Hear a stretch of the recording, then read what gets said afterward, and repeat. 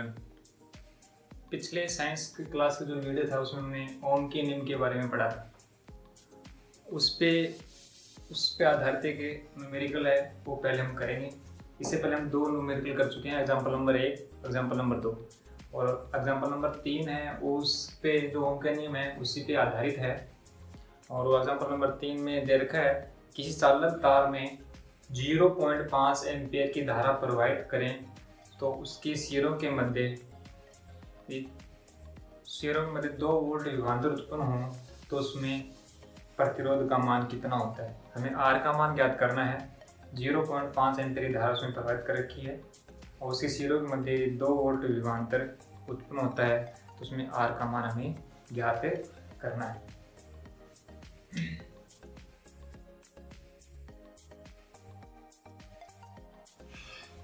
यदि एग्जाम्पल आपका, यदि चालक तार में 0.5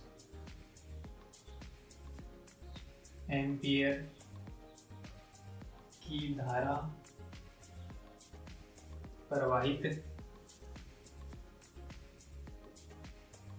करने पर, यह आपका एग्जाम्पल है जो पिछले वीडियो हमने ओम का नियम पढ़ा था, V बराबर आई आर, उस पर आधारित है।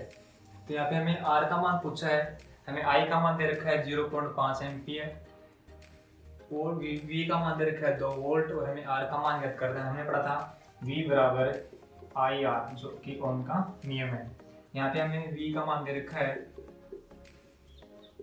2 वोल्ट, I का मान दे रखा है 0.5 एम्पियर और हमें इस क्वेश्चन में R का मान हमें ज्ञात करना है। जो मान दिए वो मान हम इस फॉर्मूले में पुट करेंगे तो R का मान अपने पास में आ जाएगा। V का मान पुट करते हैं, V का मान 2 है बराबर I का मान 0.5 इंटू R।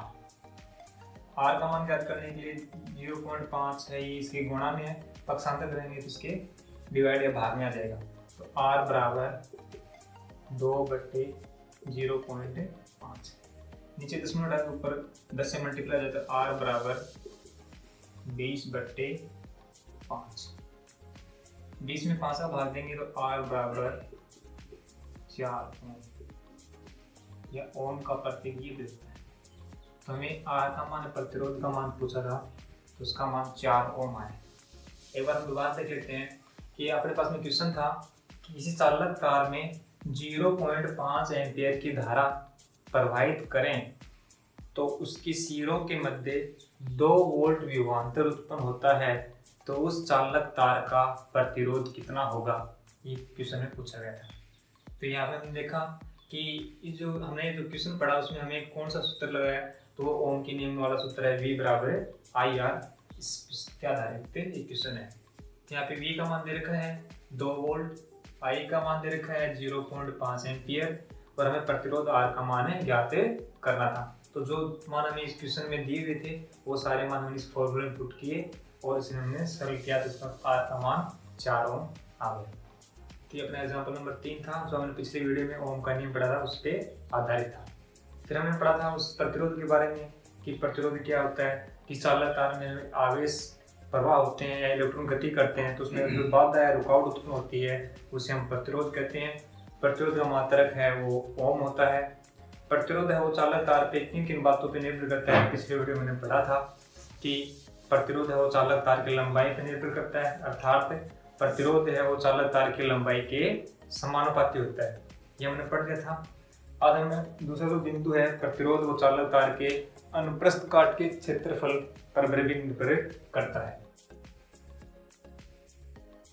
यदि हम एक समान लंबाई के और एक समान प्रकृति के अलग अलग मोटाई के चालक तार लेते हैं, उन एक समान लंबाई और एक समान प्रकृति के अलग अलग मोटाई के तार लेते हैं और उसमें हम प्रतिरोध का मान ज्ञात करें, तो उन जो वो तार है उनमें जो प्रतिरोध का जो मान होगा वो उनकी मोटाई या अनुप्रस्थ काट के क्षेत्रफल के व्युत्क्रमानुपाती होता है, मतलब कि अपोजिट होता है, उल्टा होता है। यदि कोई चालक तार है उसका अनुप्रस्थ काट का क्षेत्रफल कम है तो उस चालक तार का प्रतिरोध अधिक होगा। और यदि कोई चालक तार है उसका अनुप्रस्थ काट का क्षेत्रफल यदि अधिक है तो उसके प्रतिरोध का मान कम होता है। तो प्रतिरोध है वो अनुप्रस्थ काट के क्षेत्रफल पर भी निर्भर करता है। अर्थात एक समान लंबाई और एक समान प्रकृति के अलग अलग मोटाई या अलग अलग अनुप्रस्थ काट के क्षेत्रफल वाले चालक तार लेते हैं और यदि उसमें हम प्रतिरोध का मान ज्ञात करें तो प्रतिरोध है वो उनके अनुप्रस्थ काट के क्षेत्रफल के व्युत्क्रमानुपाती होता है, अर्थात R समानुपाती 1/A, जहाँ R प्रतिरोध है और A उस चालक तार के अनुप्रस्थ काट का क्षेत्रफल है। अर्थात हम उसके A का मान यदि क्षेत्रफल का मान कम करेंगे तो प्रतिरोध का मान बढ़ेगा, क्षेत्रफल का मान यदि हम बढ़ाते हैं तो प्रतिरोध का मान कम होता है। तो हम इसके क्षेत्रफल और प्रतिरोध के मध्य हम ग्राफ बनाते हैं। देखो x एक्स है ये इसके क्षेत्रफल को प्रदर्शित करता है 1/A और y एक्स है वो चालक तार के प्रतिरोध को प्रदर्शित करता है।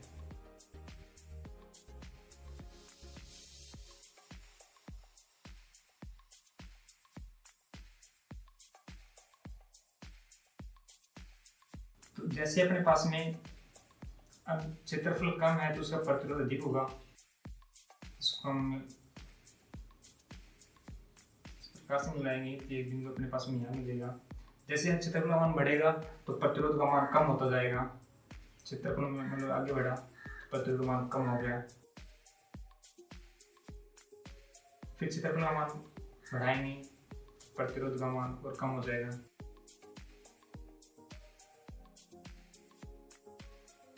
इस प्रकार से इन बिंदुओं को मिलाने पर अपने को एक गिरती हुई रेखा प्राप्त होती है। एक गिरती हुई सरल रेखा प्राप्त होती है। ये अपने पास में प्रतिरोध और अनुप्रस्थ काट के क्षेत्रफल के मध्य ग्राफ है। इससे पहले हमने लंबाई के मध्य ग्राफ पढ़ा था तो उसमें भी एक सरल रेखा प्राप्त होती है, लेकिन वो ऊपर की ओर जाती हुई हमें रेखा प्राप्त होती है। तो हमने पढ़ा था पहले R समानुपाती L समीकरण नंबर 1 इसको और R समानुपाती 1/A। तो समीकरण 1 व 2 से हम देखें तो R समीकरण 1 व समीकरण 2 से R समानुपाती L/A, R समानुपाती L/A, जहाँ R प्रतिरोध है, L चालक तार की लंबाई है, A अनुप्रस्थ काट का क्षेत्रफल है। समानुपाती के निशान को हटाते हैं, बराबर जब निशान आता है तो इसमें एक नियतांक होगा K, R बराबर KL/A, जहाँ K एक नियतांक है, K एक नियतांक है और K को प्रतिरोधकता या विशिष्ट प्रतिरोध कहते हैं।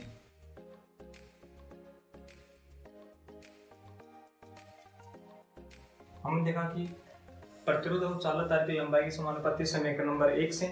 समीकरण नंबर 2 में प्रतिरोध और चालक तार के अनुप्रस्थ काट क्षेत्रफल के व्युत्क्रमानुपाती। समीकरण 1 व 2 से हम देखा कि R समानुपाती L/A। समानुपाती निशान को हटाएंगे तो हमें एक नियतांक आता है K, R बराबर KL/A, जो K एक नियतांक है जिसे हम क्या करते हैं प्रतिरोधकता या विशिष्ट प्रतिरोध। तो और विशिष्ट प्रतिरोध या प्रतिरोधकता है, इसका जो मात्रक है वो ओम गुणा मीटर होता है।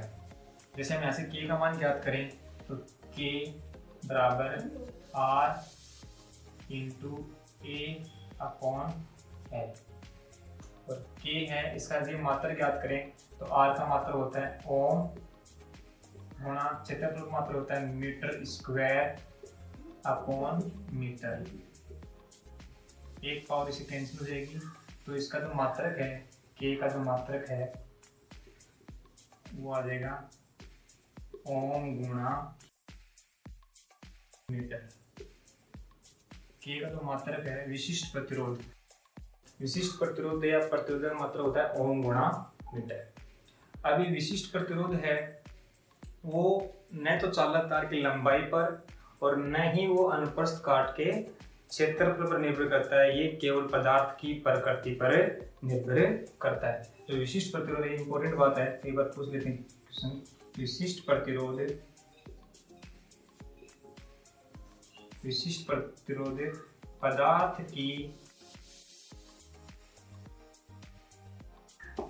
की प्रकृति पर निर्भर करता है, पदार्थ की प्रकृति पर निर्भर करता है। विशिष्ट प्रतिरोध चालक तार की न तो लंबाई पर और न ही उसके अनुप्रस्थ काट के क्षेत्रफल पर निर्भर करता है, केवल ये उस चालक तार की जो प्रकृति है उस पर निर्भर करता है। तो हमने पढ़ा था विशिष्ट प्रतिरोध का जो मात्रक ओम गुणा मीटर। अब हम बात कर रहे थे कि प्रतिरोध है वो चालक तार की लंबाई पर निर्भर करता है। दूसरा बिंदु प्रतिरोध है वो अनुप्रस्थ काट के क्षेत्रफल पर निर्भर करता है।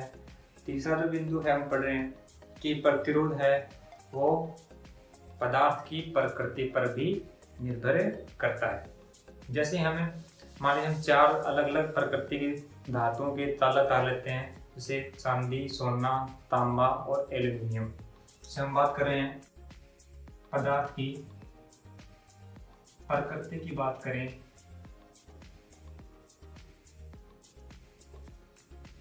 प्रकृति पर निर्भरता, जैसे हम 4 धातु के अलग अलग चालक तार लें, जैसे हम चांदी, सोना, तांबा तथा एल्यूमिनियम। यदि हम 4 अलग अलग धातुओं के चालक तार लें जिनकी लंबाई समान हो, अनुप्रस्थ काट का क्षेत्रफल भी समान हो, लेकिन इनकी प्रकृति चारों की अलग अलग है, अलग अलग धातुओं के चालक तार हैं। यदि हम इसमें प्रतिरोध का मान याद करें तो अपने पास में जो चांदी है उसका प्रतिरोध सबसे कम होता है, इसलिए चांदी है वो सबसे अधिक सुचालक धातु होती है, तो चांदी है उसका प्रतिरोध सबसे कम होता है। एल्यूमिनियम है उसका प्रतिरोध सबसे अधिक होता है। फिर हम जिस क्रम में देखें तो अपने पास मान लीजिए प्रतिरोध है, ये एल्यूमिनियम का प्रतिरोध सबसे अधिक होता है, उसके बाद में सोने का, उसके बाद में कॉपर का, और सबसे कम जो प्रतिरोध है वो चांदी का। तो ये एक सीक्वेंस क्रम है, प्रतिरोध का घटता हुआ जो क्रम है वो है। तो सबसे कम प्रतिरोध है वो चांदी का होता है और सबसे अधिक जो प्रतिरोध है वो एल्यूमिनियम का होता है। अर्थात ये हम इनमें चारों में तुलना करें चालकता की, तो सबसे अधिक जो सुचालक है, वैसे भी चांदी सबसे अधिक सुचालक धातु होती है, और इसमें हम देखें तो एल्यूमिनियम वो सबसे कम सुचालक है, क्योंकि इसका प्रतिरोध सबसे अधिक इन चारों में तुलना करें तो ये अपने पास में प्रतिरोध का एक क्रम है। तो हमने देखा कि पदार्थ की प्रकृति पर भी प्रतिरोध निर्भर करता है। यदि हम एक समान लंबाई और एक समान अनुप्रस्थ काट के क्षेत्रफल वाले यदि अलग अलग धातुओं के चालक तार लेते हैं और यदि उसमें प्रतिरोध का मान ज्ञात करें तो उनकी प्रकृति पर निर्भर करता है। फिर एक अपने पास में हमने पढ़ रहे हैं कि प्रतिरोध है वो ताप पर भी निर्भर करता है। जैसे अपने कुछ धातुएं ऐसी हैं जिनमें ताप बढ़ाने पर प्रतिरोध का मान बढ़ता है, जैसे चांदी है, सोना है, तांबा है। इन धातुओं को यदि ताप बढ़ाएंगे तो प्रतिरोध का मान भी बढ़ता है। कुछ ऐसी मिश्र धातुएं हैं जिनमें ताप बढ़ाएं, ताप में परिवर्तन करें तो उसमें प्रतिरोध में परिवर्तन बहुत ही कम होता है, जैसे मैग्नीज है, कांस्टेंट है। उसके अलावा कुछ ऐसी धातुएं हैं जिनका ताप बढ़ाने पर प्रतिरोध का मान कम होता है, अर्थात ताप बढ़ाते हैं तो प्रतिरोध का मान कम होता है। ऐसी धातुएं अर्धचालक धातुएं कहलाती हैं, जैसे सिलिकॉन और जर्मेनियम। जैसे सिलिकॉन है, जर्मेनियम है, ये धातुएं हैं, इनका ताप बढ़ाएंगे तो प्रतिरोध का मान कम होता है।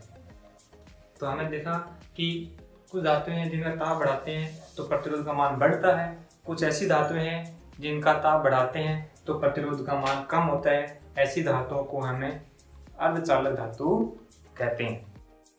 उसके बाद हम कुछ धातुएं ऐसी हैं जिनका ताप में परिवर्तन करें तो उन्हें प्रतिरोध में बहुत ही कम परिवर्तन होता है। तो हमें देखते हैं कि ताप पर निर्भरता, जैसे कुछ धातुएं जैसे चांदी, तांबा आदि का यदि हमें ताप बढ़ाते हैं, ताप बढ़ाने पर प्रतिरोध बढ़ता है। लेकिन कुछ ऐसी धातुएं हैं जिनका ताप, कुछ धातुएं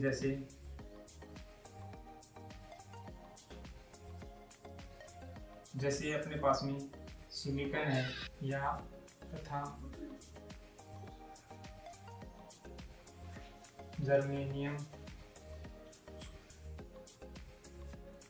इनका ताप बढ़ाते हैं, ताप बढ़ाने पर प्रतिरोध है वो कम होता है। अर्थात इन धातुओं को हमें अर्धचालक धातु कहते हैं। अर्धचालक धातु कहते हैं।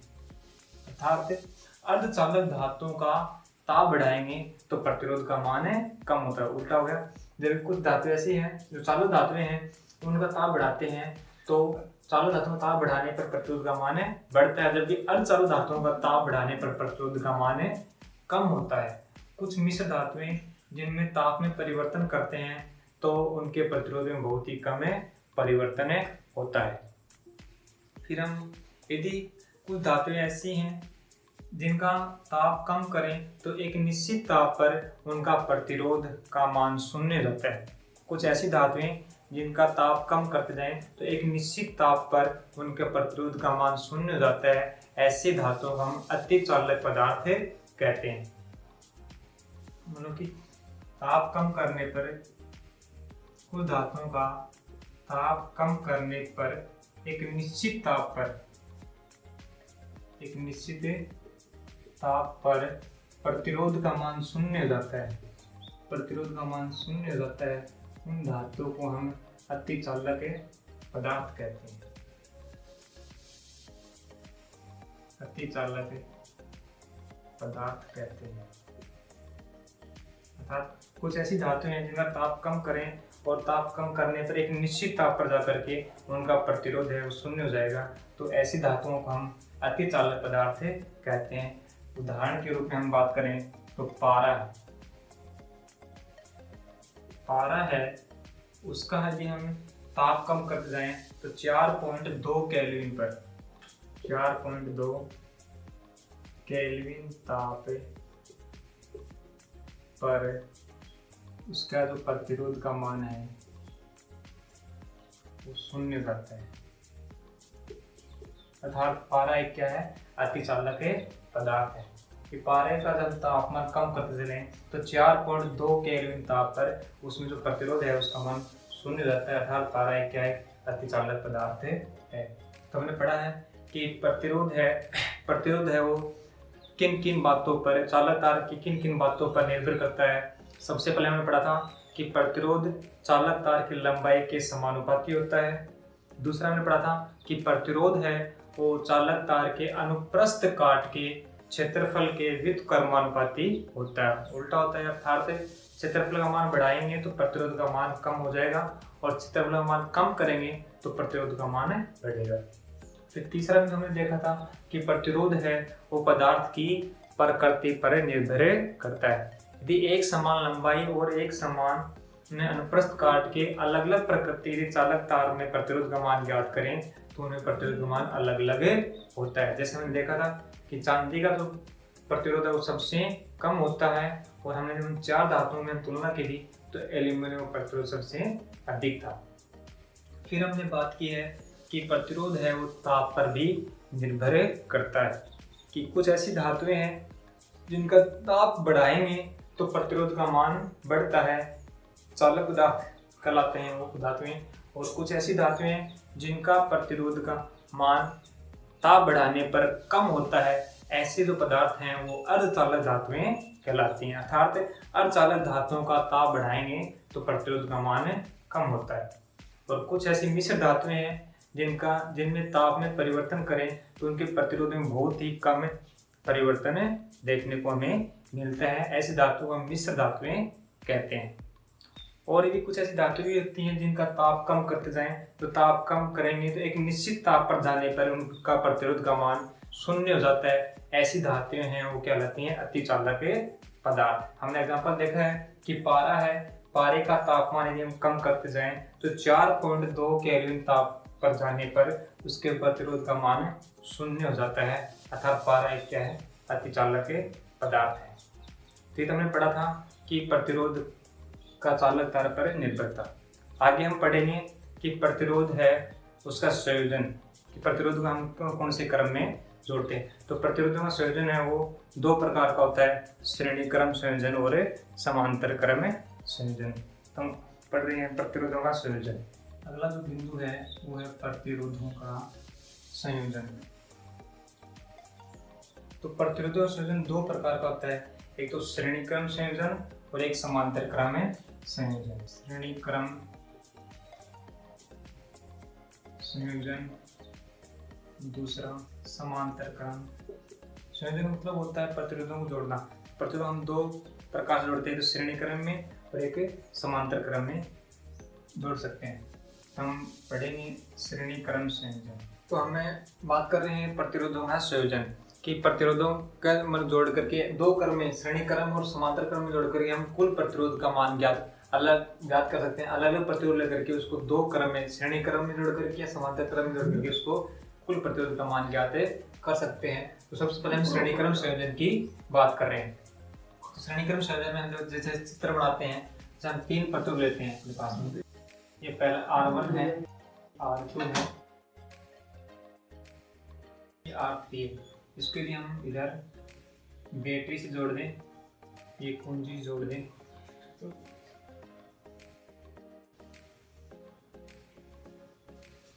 जैसे इस कुंजी से जोड़ेंगे तो धारा इसमें प्रवाहित होगी। ये प्रतिरोध R1 है, ये R2 है और ये R3 है। इसमें जो उत्पन्न विभवांतर है, इसके सिरों पर जो उत्पन्न विभवांतर है वो V1 हो, इसके सिरों पे उत्पन्न विभवांतर है वो V2 है, इसके सिरों पे उत्पन्न विभवांतर है वो V3 है। ये तो इस प्रकार का जो संयोजन है वो श्रेणी क्रम संयोजन कहलाता है। अर्थात पहले प्रतिरोध का दूसरा सिरा, दूसरे प्रतिरोध का पहला सिरा और दूसरे प्रतिरोध का दूसरा सिरा तीसरे प्रतिरोध पहले सिरे से जुड़ा हो, इस प्रकार का जो संयोजन है वो श्रेणी क्रम संयोजन कहलाता है। देखिए चित्र में दे रखा है कि पहला जो प्रतिरोध है उसका दूसरा सिरा और दूसरे प्रतिरोध का पहला सिरा, उसी प्रकार से दूसरे प्रतिरोध दूसरा सिरा तीसरे प्रतिरोध के पहले सिरे से जुड़ा हो, तो इस प्रकार का जो संयोजन है वो श्रेणी क्रम संयोजन कहलाता है। श्रेणी क्रम संयोजन में क्या होता है, जो प्रवाहित धारा I है उसका मान समान होता है। जो धारा प्रवाहित होती है तो उसमें उसका मान समान होता है, जबकि विभवांतर है वो अलग अलग उत्पन्न होता है। श्रेणी क्रम संयोजन में इसके सिरे अलग अलग हैं तो उनमें विभवांतर भी क्या होता है, अलग अलग उत्पन्न होता है। तो श्रेणी क्रम संयोजन में अपने पास में प्रवाहित धारा है वो तो समान होती है, लेकिन उनके सिरों के जो मध्य उत्पन्न विभवांतर है वो अलग अलग होता है। जैसे चित्र में दे रखा है अपने पास में, चित्र में दे रखा है अपने पास में प्रतिरोध R1 है, प्रतिरोध R1 में उत्पन्न विभवांतर V1, R2 में उत्पन्न विभवांतर V2 तथा R3 में उत्पन्न विभवांतर V3 है तथा R1, R2 और R3 में प्रवाहित धारा I। तो पहले प्रतिरोध में ओम के नियम से विभवांतर V1 बराबर IR1। दूसरे प्रतिरोध की बात करें तो दूसरे प्रतिरोध में विभवांतर V2 है, तो V2 बराबर IR2। और तीसरा जो प्रतिरोध है उसमें उत्पन्न विभवांतर V3 है, तो ओम के नियम से V3 बराबर IR3। यदि अपने पास में कुल विभवांतर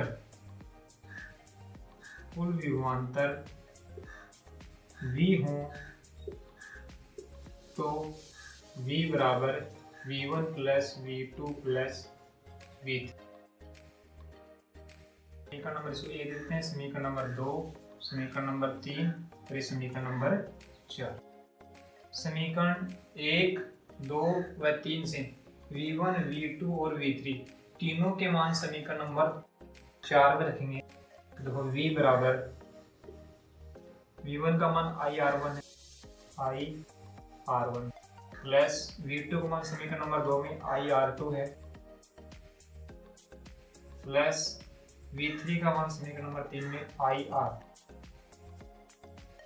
और हम ओम के नियम से जानते हैं कि V बराबर IR। समीकरण नंबर 5 ये समीकरण नंबर 6।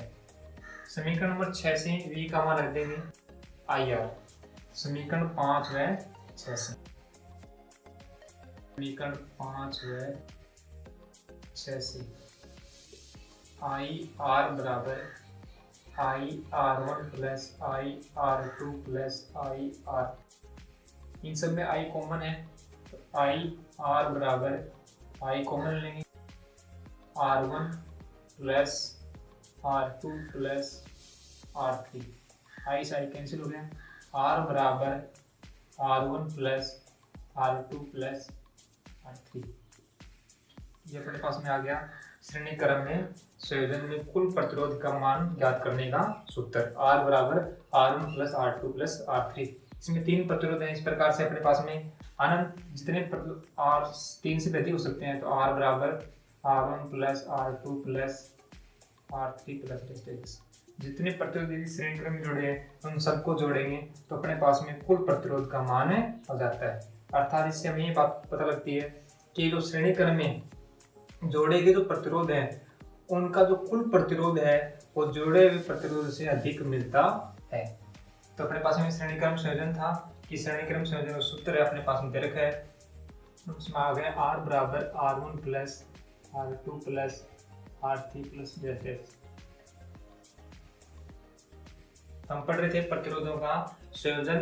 तो प्रतिरोध संयोजन अपने पास में 2 प्रकार के संयोजन है, एक तो श्रेणी क्रम संयोजन और एक समांतर क्रम संयोजन। तो हमने श्रेणी क्रम संयोजन के बारे में पढ़ा है कि अपने पास में 3 प्रतिरोध है वो श्रेणी क्रम में लगे हुए हैं और उसमें धारा प्रवाहित करते हैं, तो धारा का मान समान होता है, जबकि इसमें विभवांतर है वो अलग अलग है, क्योंकि सिरे अलग अलग होने से विभवांतर भी अलग अलग है।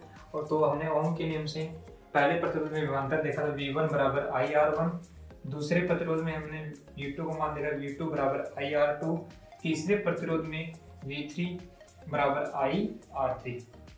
और इन तीनों प्रतिरोध V बराबर V1 plus V2 plus V3 कुल विभवांतर हो तो इन सब का मान रखेंगे और यहाँ से अपने पास में I कॉमन आ जाएगा, I से I कैंसिल होगा, R बराबर R1 plus R2 plus R3। ये अपने पास में श्रेणी क्रम संयोजन में कुल प्रतिरोध का मान ज्ञात करने का सूत्र है। अगले क्लास के वीडियो हम समांतर क्रम संयोजन में पढ़ेंगे। धन्यवाद।